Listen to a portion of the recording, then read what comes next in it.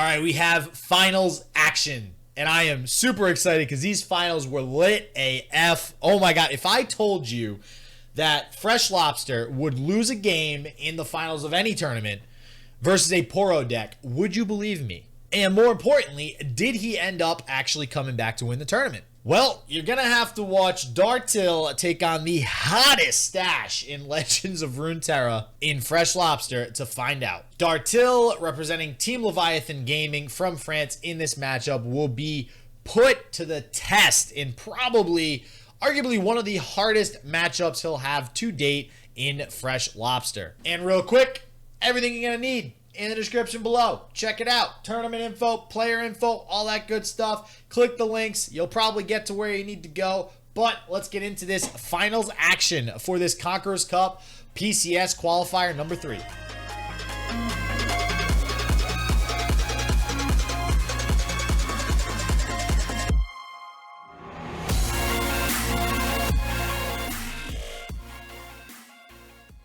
Both. So we have two smart players right now.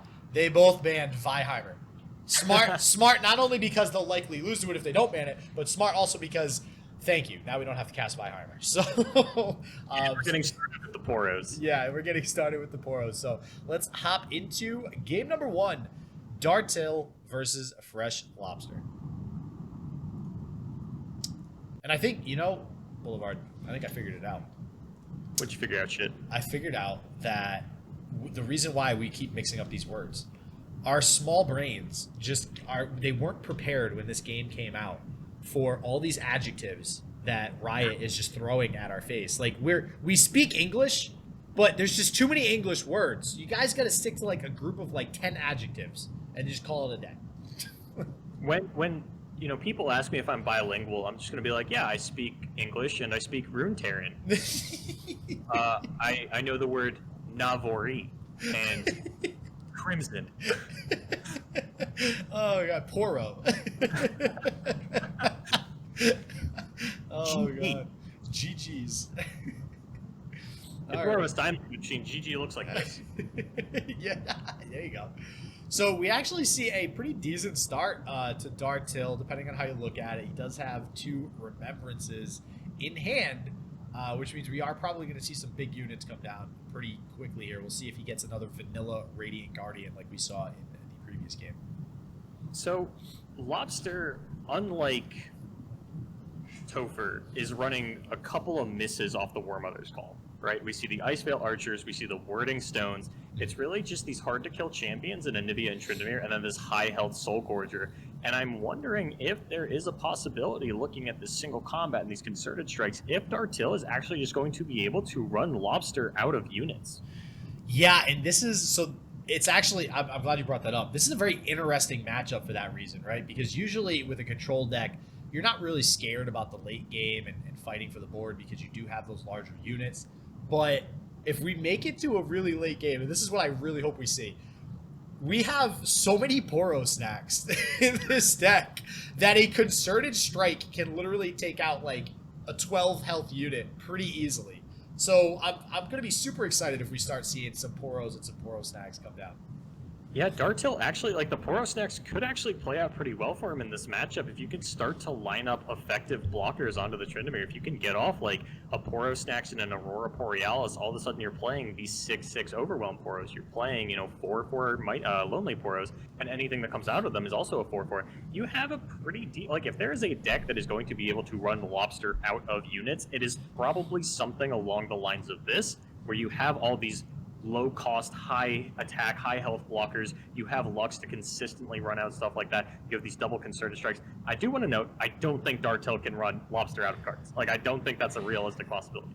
No. I think he can fight for the board, though. Yeah, I definitely think he's got a pretty good shot at fighting for the board, especially since Tryndamere is only unkillable once. After that, you're getting upgraded Tryndameres, and they just die like any other. Unkillable once. I had to point that out. It's just like, oh, okay. Can we get an unyielding spirit? Anybody in chat? Oh God. So again, with the remembrance getting the vanilla Radiant Guardian, feels kind of bad. So we'll see if he can get, like, even the Moose is better than that at this point. So Yeah. would like to see something else, but he still has a 5/5, so it's not terrible. Freshlobster does have the ability to kill it with his Vengeance, but I imagine he is probably thinking about leaving it, being that he has 2 Ruination in hand. Maybe just eat the 5 damage, play towards a Ruination on some future turns here. Yeah, I think he'd also, not hate the idea of getting an Anivia down relatively soon. Maybe he just fires off the Vengeance onto this. Your opponent is pretty low committed to the board. I think it's fine to fire off the Vengeance here. You're probably just going to float the next turn. Maybe understanding that your opponent does have the capabilities of going wide and you don't want to take yourself off of Ruination for the following turn, which you would do with the Vengeance here. And that would sort of be like the last turn where you take yourself off the table for that Ruination and Lobster, just deciding that the 5 damage is worth it to always have Ruination available from here on out. Yeah, and that is a good point. At this point in the game, on turn 6, you can never really not threaten Ruination. You need your opponent to commit before you end up, committing any mana. He does also have the War Mothers, so it's going to be interesting to see if he can actually get this off anytime soon, because War Mothers is always a difficult card to kind of squeeze into that perfect turn where your opponent has also expelled their mana and it's not so risky. It's almost always kind of a risky card to play no matter what. And if he is able to squeeze that in there around one of these Ruinations, maybe a Ruination comes out, next turn we see a War Mother's Call, that's probably what Freshlobster is going to be looking for. And we memed on it a little bit earlier, but I do think that, if Dartill had access to a Unyielding Spirit, this is a matchup where it could play up big, because you know that your opponent is eventually going to commit an entire turn to that War Mother's Call, and that gives you a guaranteed window to throw down an Unyielding Spirit. And if you can get it on pretty much any unit, as long as it's not specifically this lonely Poro, then you'll be pretty much fine with that. And I think that's one of the reasons that I preferred the list that we saw out of Biflosaurus, where you have things like the Mage Seeker Investigators. You have a few more units that you can fire this off onto, and you have Detains available to you at that point. And I think if this War Mother's control continues to pick up popularity, we saw Topher win Jamfest with it last weekend, we could see a Lobster pick up a win here in the PCS tournament with it this weekend. And if more and more players start to play it, Lux decks with Unyielding Spirit could find their way back into the meta. Oh God, don't tell me that. Why are you gonna tell me that, man? Although, can we just, all right, hold on. I want to change the topic. We have a 5/5 lonely Poro on the board. Hell yes. This is exactly what I was talking about. This is exactly what I was hoping for. And I was honestly, my biggest concern with this Poro deck was, is it gonna just draw dead, right? Is it gonna have, too many Poro snacks in hand, or too many Aurora Borealis? I mean, obviously he could have just drawn well, who knows, but I mean, hey, he's in the finals, so he must not have drawn that poorly throughout most of this tournament. Yeah, and now we see the War Mother's Call come off. That's going to be a whiff with the Ice Veil Archer. Dartill going to be able to get down this Braum. Could just single combat onto the Archer in order to get the Mighty Poro out. But yeah, I think this makes a lot more sense. Going for the Remembrance sets you up for some good concerted strikes, because boy, oh boy, do you have a lot of those. And honestly, Lobster's hand is not well poised to deal with some of this single target removal. We might just see Ruination fired off, but because Swiftwing Lancer was pulled up off of this Remembrance, Dartill's actually going to be able to get a unit out of that. Now we see Aurora Borealis, and Lobster actually isn't in that good of a position. Yeah, this is even the Avalanche feels bad against this plucky Poro. I never thought I'd say that in a cast.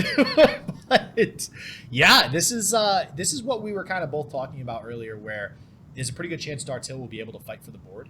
And even with the board state in the state that it's in, we have these Ruinations won't really be too impactful here, because Dartill actually, well, all right, so the Aurora Borealis, I was going to say Dartill can't really reload the board, but technically he can play the Aurora Borealis, get some Poros. I just don't know how useful they'll be right now, but they will be hella strong pretty soon, because he will be able to play both Poro stacks and get them up to 4/4s. Yeah, as well as he's going to get the Elite off of this Swiftwing Lancer. And one thing that always, just a quick side note, tangent sort of thing, you always see them talking about clarification of text on cards, and Swiftwing Lancer doesn't say anywhere in there that it's only going to give you a follower, and I've never seen that card pop out again. Oh, that's a really good point. I have a feeling it's coded to not give you a champion, though.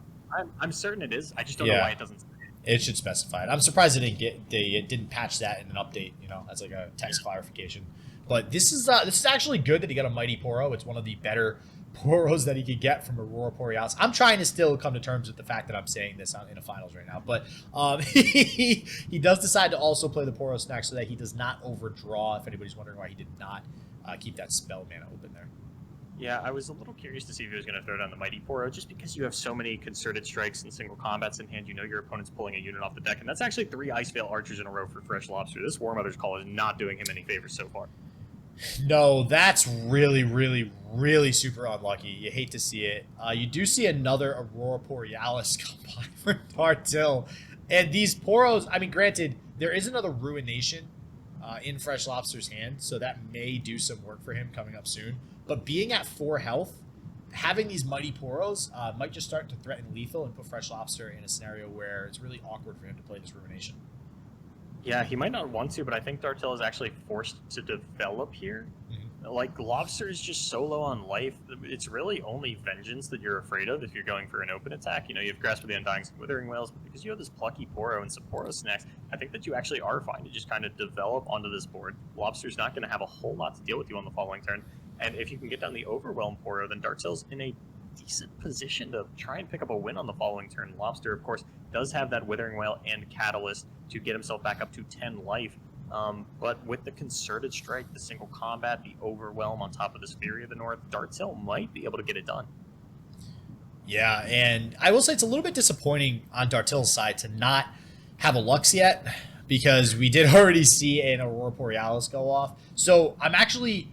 It's disappointing, but I am also curious to see how this plays out, because obviously the big reason that this deck even exists is because of Aurora Borealis' synergy with Lux.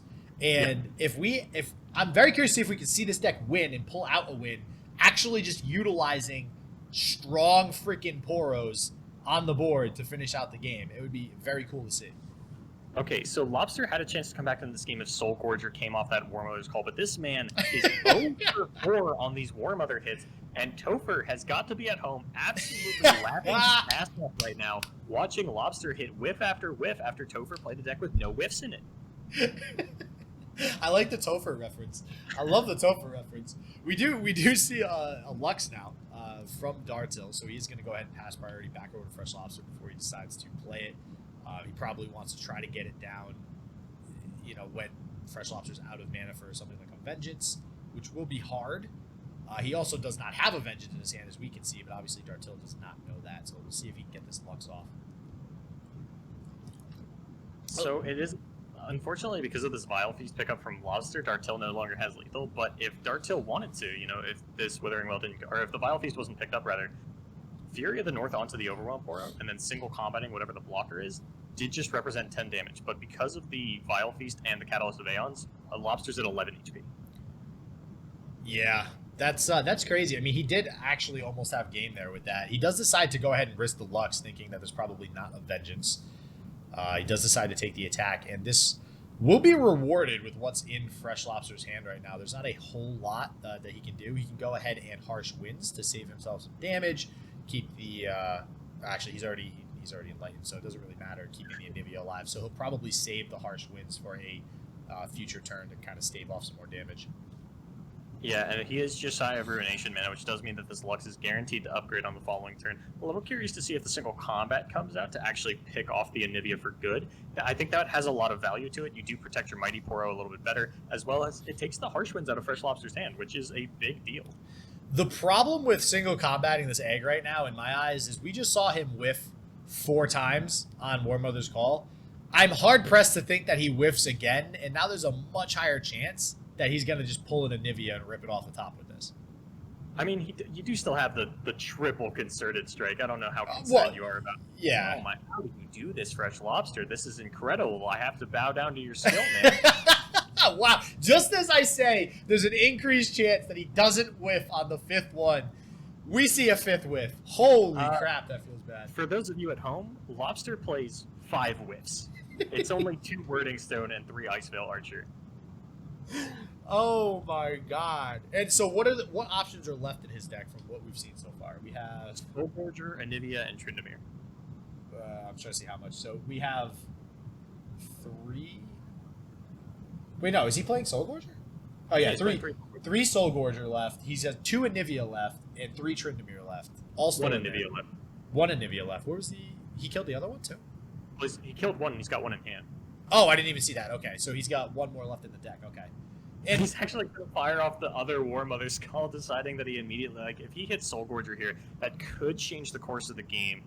Maybe not, because he is tapped out. Dartill does still have this Concerted Strike. yeah, I don't know actually, and he'll be able to get a final spark off of this Aurora Borealis as well. So this is actually going to be really interesting how this plays out. What does he get? What does he get with War Mother's Call? Does he whiff a sixth time, even though it's impossible? So if it's Tryndamere, this is so smart by Dartill. This is why he fired up. Well, actually, it doesn't really matter. Point is, no, what are you doing? I wanted to see Final Spark onto the Tryndamere, followed by Concerted Strike onto the big Tryndamere. Is what I thought Dartill was going for here. Oh, okay. I mean, it's definitely not a terrible play. He might also just be setting up for lethal, though. I thought that was your best bet to set up for lethal, since it cleared out so much of the board, and then your opponent's only left with 0-4.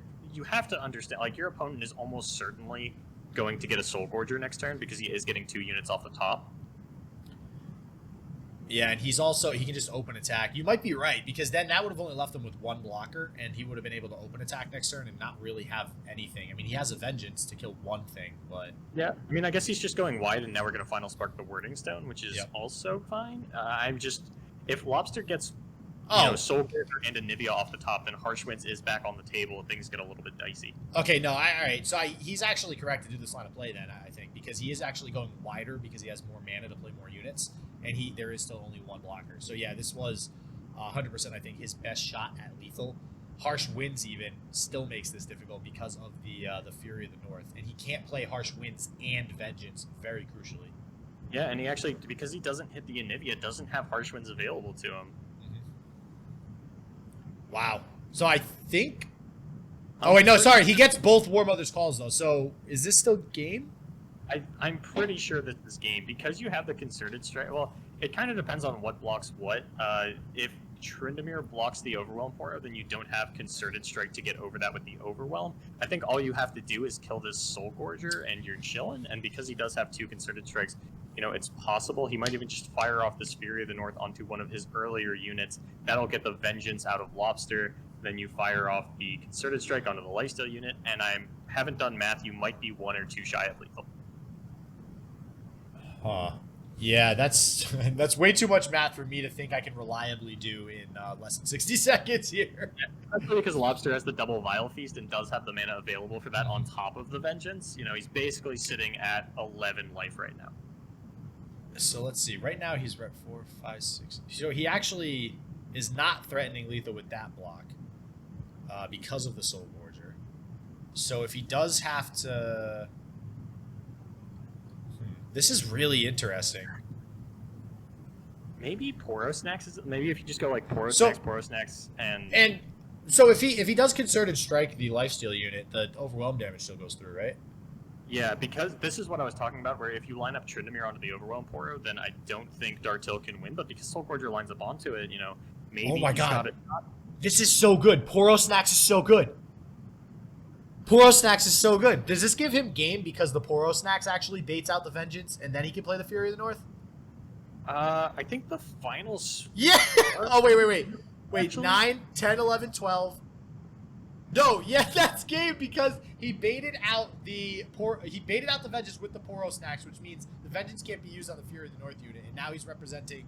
What is that? 12 damage. The 2 Vile Feast does not give him enough lifesteal to win the game. Okay, so the Poro Snacks, and actually I don't think any of these were made deck Poros. I think all of these were made off the Aurora Borealis. Aurora Borealis actually just coming up big and pretty much solely winning the game for Dartill.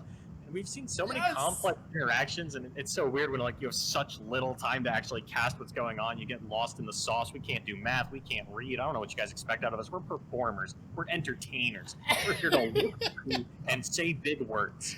Man, well, I don't know about big words. Moderately sized words. Oh my god, yes! Go Dartill, my man. My man, dude. Your name might not be Bifflosaurus, but you sure as hell got the better Poro deck, man. Oh, wow. Welcome to the Project Conquerors Qualifier Cup, bangers only. Dude, that blows my mind that Poro snack, that's such a good way to just do extra it's very similar to Fury of the North in that respect, right? Except better because you're actually spreading the damage out more wide if you have a wide field, right?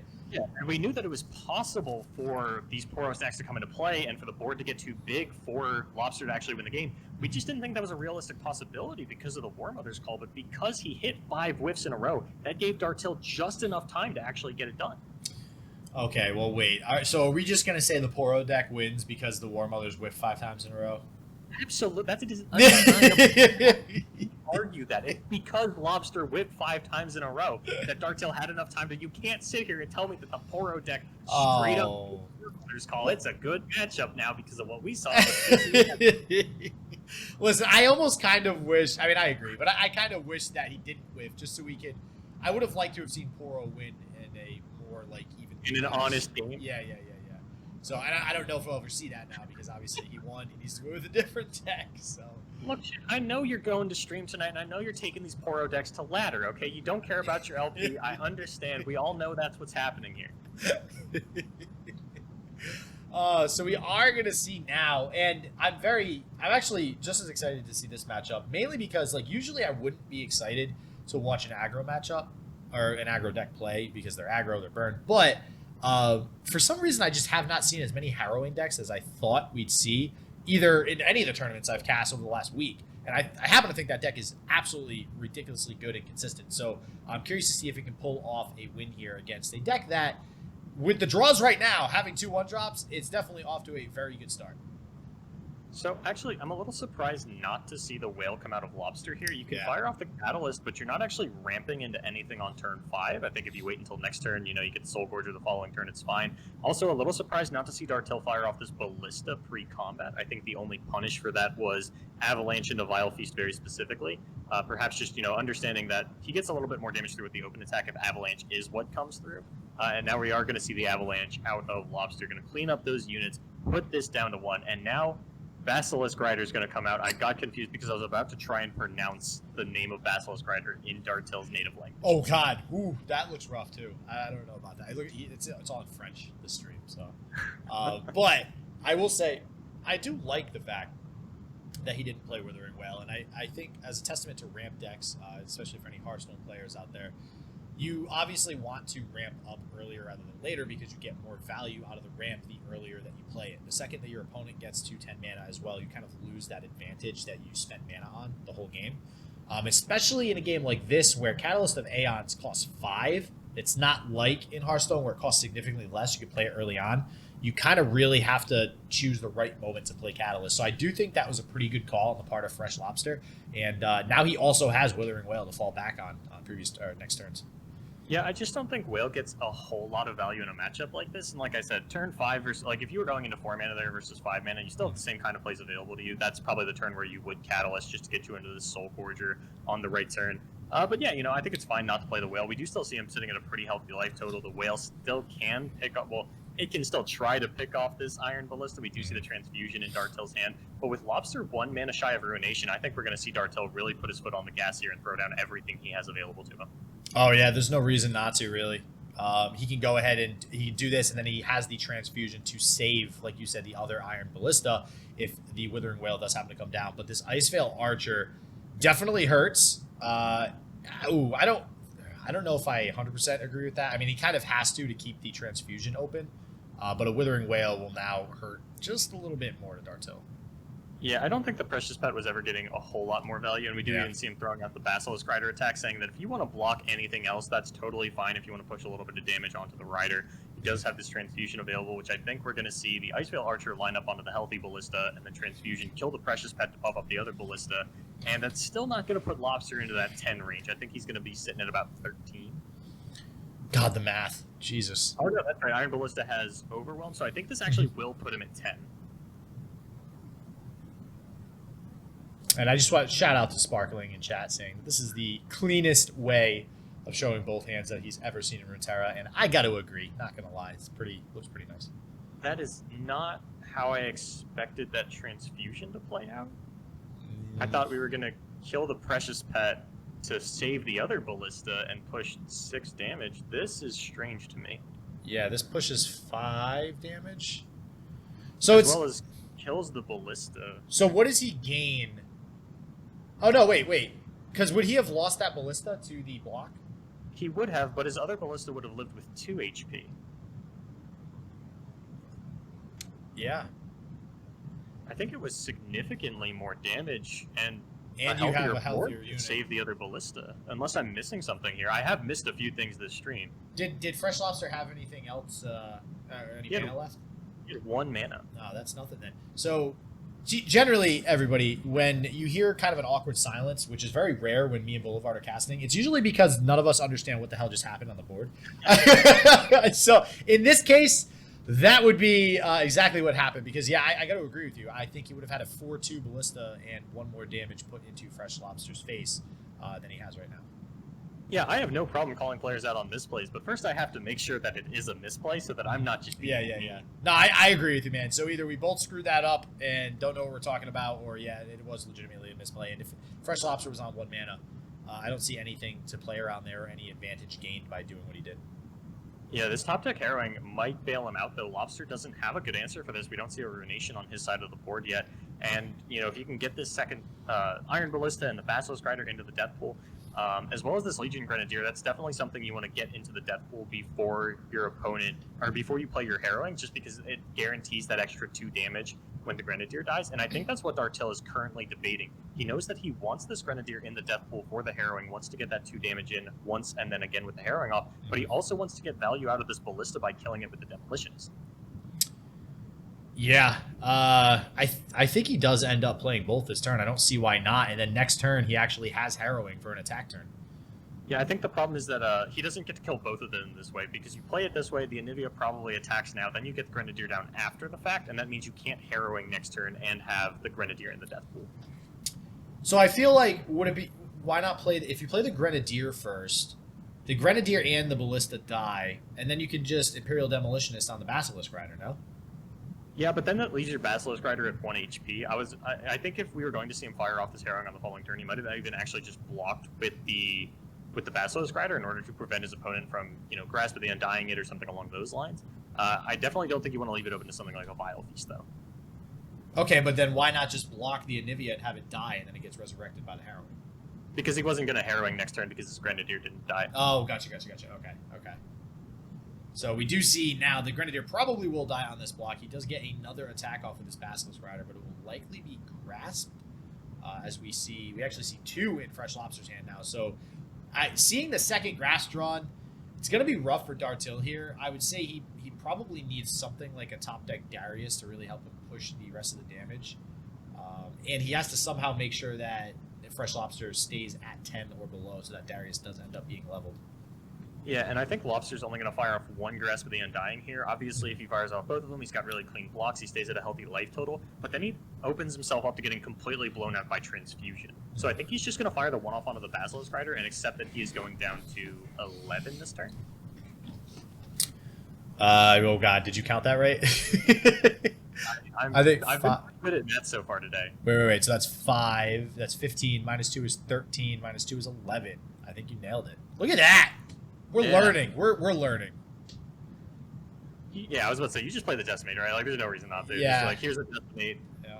Yeah. Apparently they updated the animation for this in patch 1.5. People were telling me that it now does, like, an axe cleave down onto the Nexus. Whereas previously it had, like, no animation. To be honest, I just assumed that was always a thing. I know that people were complaining a lot that there was no animation for it for a card that's supposed to be, like, super high impact. Really? There was no animation for it? I think there was like a small little dink onto the Nexus, like a little karate chop, but nothing like this cool little cross. So I see the axe you're talking about now. I feel like the axe went to the middle of the board last time. It's possible, yeah. Maybe that was it instead of maybe they just changed it. I don't know. But anyways, this Noxian Fervor will definitely help kind of negate the 3 heal from the Grasp. But man, if Freshlobster was whiffing before, he now has a Catalyst of Aeons in his hand, which will also help him stay pretty freaking healthy right now. And this feels bad. I mean, it's going to get negated by a Grasp, and this feels really, really bad. It doesn't feel great, but it does still get a little bit of healing out of your opponent. One of the big things about Noxian Fervor is being able to dodge lifesteal units, and you know, if as long as you're getting the grasp out in response, that is an extra 3 health that your opponent would have had that they still don't have access to. And I don't think this harrowing is going to be enough for lethal, though. I don't think so either. Like I said, there's no Darius involved here. If there's a Lobster picks up Ruination. Dartill picks up Darius. Yeah. We have it in our hands. Okay, so I think if he plays Ruination now, I kind of hope he does it and then just hovers over the eye so we can see it. If he plays Ruination now, I'm pretty positive he doesn't have lethal regardless. Like, even if there was no Catalyst in Freshlobster's hand, I don't even know if he has it. Yeah, I don't think this represented lethal. I do think we are going to see the Ruination out of Lobster. A very timely pickup. 6-4. Or maybe it would have been lethal, I guess. Like, either he has Ruination or he doesn't. Because that's 2 from the Legion. He would have to do 13 total because of the Catalyst, right? Well, then he's also got the Avalanche, so... Let's say Lobster fires off Avalanche. That kills the Precious Pet and the Grenadier, pushes him down to 8. Then we've got 4 units left. Lobster has a lifesteal unit still available to him as well as the Catalyst. I don't think it was happening. All right, well, he can at least throw down the Darius here to level it up. Or not. Yeah, I think we see Lobster just attack with the Soul Gorger. Yeah, that makes sense, because otherwise Anivia is actually going to kill the Grenadier. You just throw that in front of the Soul Gorger and you don't get the lifesteal off. Yeah, I don't think that was right on the part of Dartill to not play the Darius first, because now... Well, I mean, I guess it doesn't matter too much, because you just attack with the Grenadier to the left, and that means that I guess, now you are open up to the Catalyst sort of health back. It's a little bit of an awkward situation. I don't blame Dartill for not making the read that Lobster's going to have a little bit more healing in his hand. This does also not play around Withering Well on the following turn, though. I guess he just wanted to have this extra attacker available to him in case he top decks something like a Transfusion. Well, the other thing, too, is if he did play the Darius first, he could have actually blocked the Soul Gorger if he wanted to. And then, it would have dealt some damage to Darius, but it would have put him in a situation where he doesn't have to deal with 3 more heal when he tries to go to attack again, if there is, like, another Harrowing that he might top deck. You meant play the in response to the Soul Gorger, play the Darius. I thought you meant instead of playing the Grenadier first, like play the Darius first, then play the Grenadier. Oh, no. I'm saying play the Darius first. That way it levels before you heal, and then it can block the Soul Gorger. So I feel like that would have been the better play. But none of that really matters unless Dartill tops a Harrowing anyways, right? So so it's a moot point. So it's probably game over in the next couple of turns here.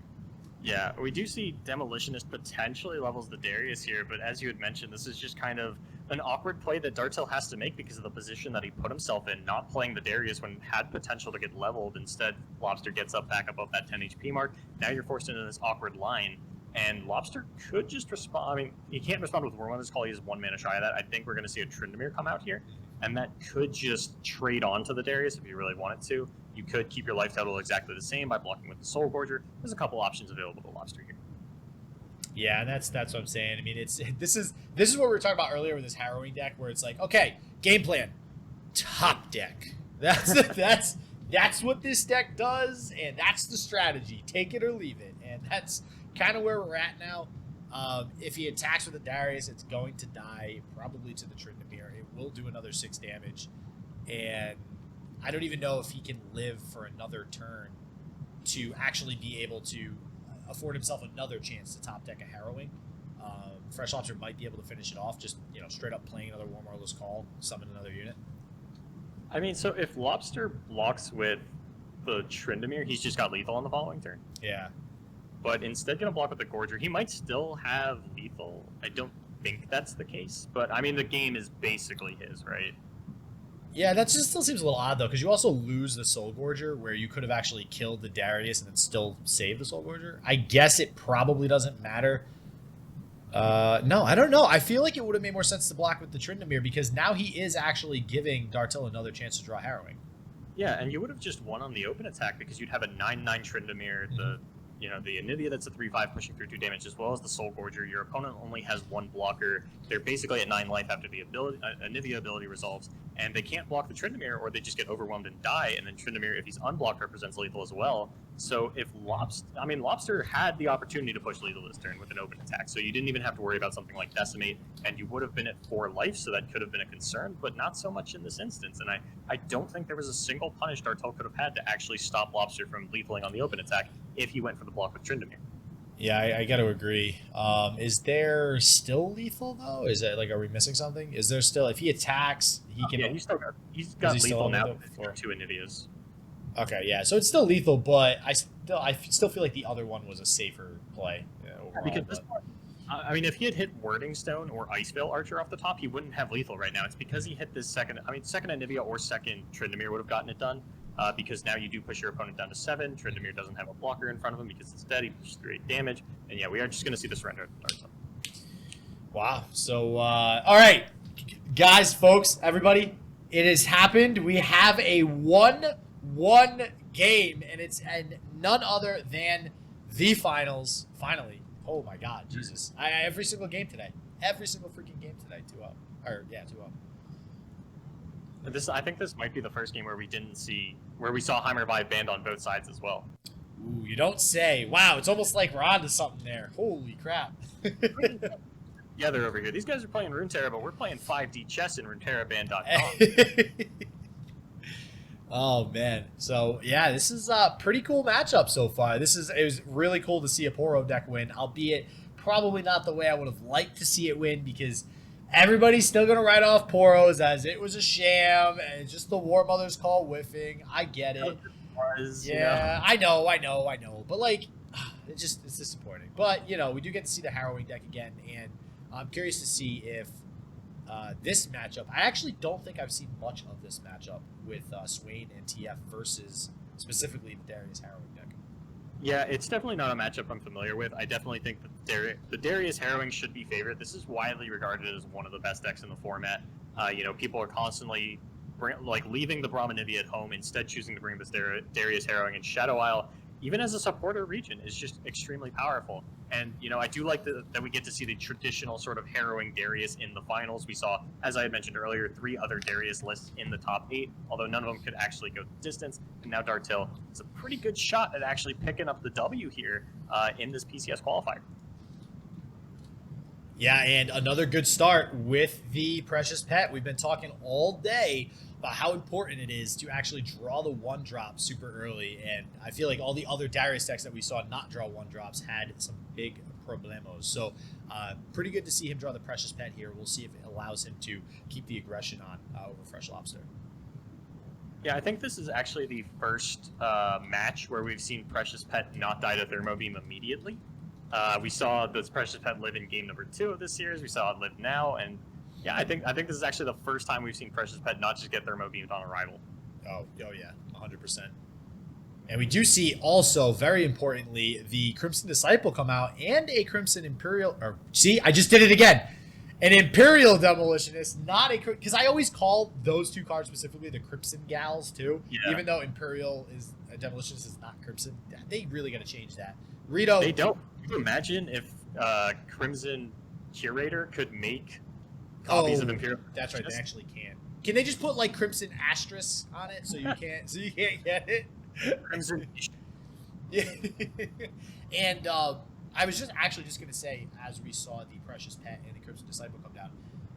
So now that I'm kind of having a second to take a look at this matchup and all the decks in it, you know, Freshlobster actually has a crap ton of removal, especially for things like those 1-cost units, as we just saw come off. So I do want to say Freshlobster probably has the advantage in this matchup. He has things like the Make It Rain that we just saw. He has even the Culling Strikes, which may come in handy as well. And Yordle Grifters, which very importantly have 3 attack to kill something like a Ballista if it does come down.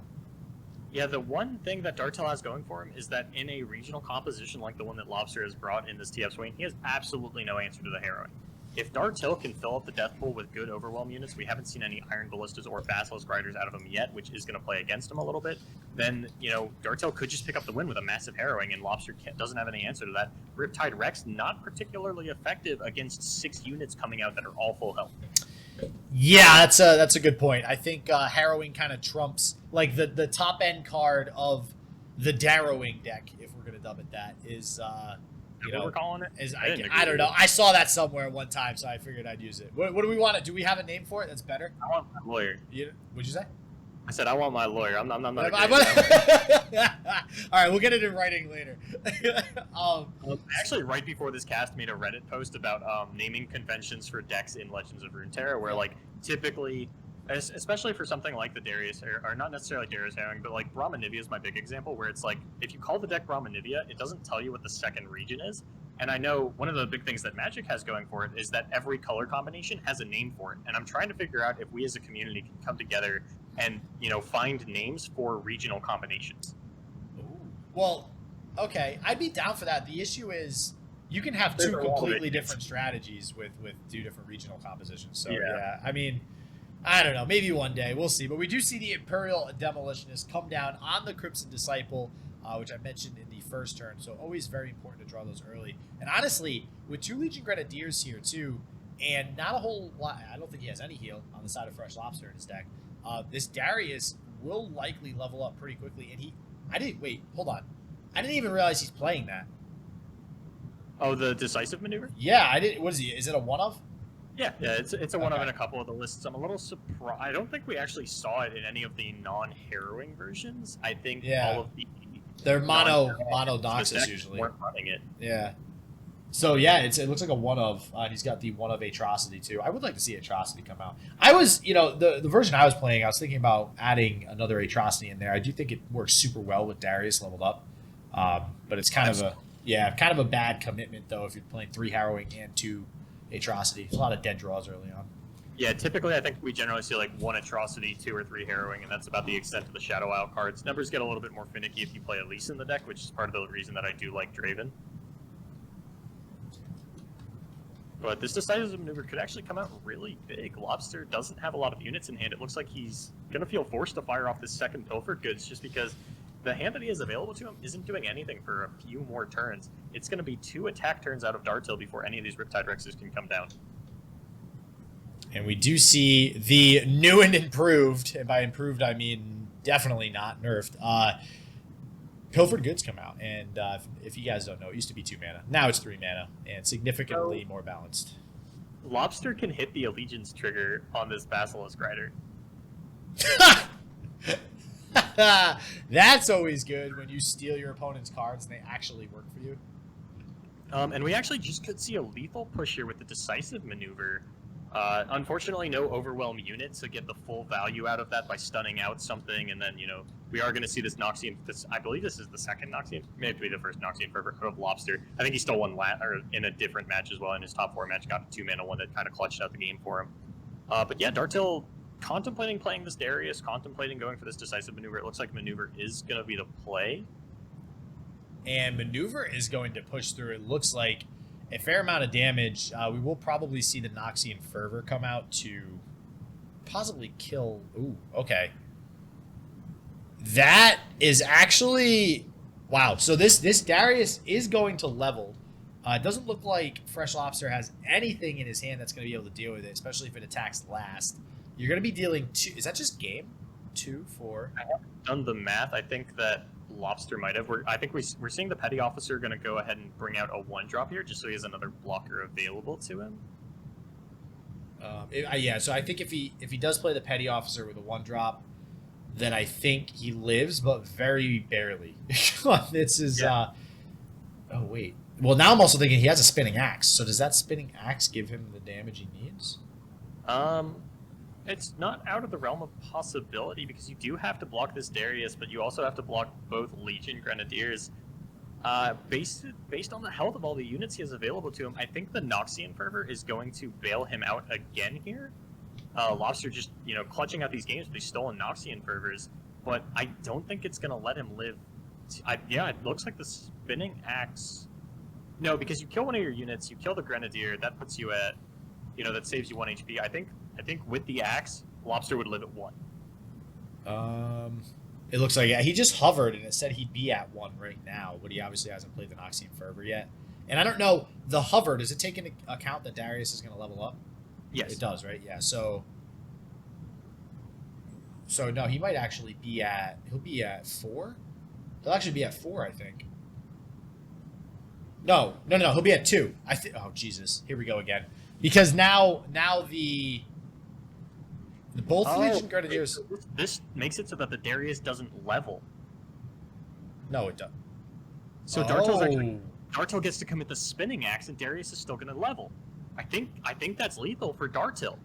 Oh, so this is risky on the part of Freshlobster, right? Because this doesn't prevent him from dying. It just prevents him from Darius leveling, which does also prevent him from dying, but opens him up to something like this axe, which, wow. Yeah, and that's game. This axe was public information. Lobster knew it was here. He went for the player. Like, this is a beautiful play around on Lobster's part to get the Darius not to level. But he knew the axe was there. Yeah. But instead, you know, it's not going to work out. And now he's at 2 with both Legion Grenadiers alive. And as you'd mentioned, there's no healing in either of these decks. Lobster can't even steal some. So this is lethal as soon as either one of these Grenadiers dies. Yeah, this is wow. I mean, maybe he went for it thinking, no, I don't see the axe play. Maybe Lobster forgot about the axe himself. Maybe he thought Dartill wouldn't see the play. Just get a little bit lost in the sauce, kind of like we've done in the casting here so far. Oh, wait a second. No. This makes sense because that makes it so that Dartill has to commit the axe. If he did any other play, Dartill didn't necessarily have to commit the axe there, and he still would have been at 2 health. Yeah, but now you're just dead. Well, yeah, but you would have been dead anyways. Even so, you would have still been at 2 health, and there still would have been a Legion Grenadier alive. So I think, like, no matter what, at least in that instance, Freshlobster gets him to commit the axe, which gives you one more card. Yeah, right. Like, yeah. So, like, obviously, Lobster gets another turn out of this. I'm not sure what card he was trying to draw that's going to obliterate both Legion Grenadiers as well as heal them a little bit, but we didn't find it.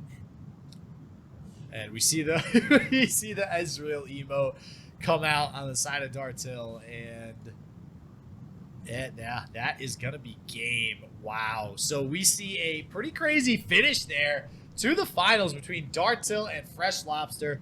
Dartill from France taking it home. Wait, Dartill's from France, right? If your flag information was correct, then yes. Okay. Oh God, I hope I know my flags. So Dartill taking it home there, not 2-0, 2-1 versus Freshlobster. So pretty cool. Freshlobster from Germany. So yeah, my flag information I think is right. So, and that wraps up the PCS Conquerors Cup qualifier number 3. There will be one every single Saturday up until the end of August, where we will have the Grand Championship with that $500 first place prize. So if you guys are looking for information on that, again, everything's going to be in the description below. Check it out. But as always, until next time, everybody stay healthy, stay positive. I hope shit just works for you. And peace out.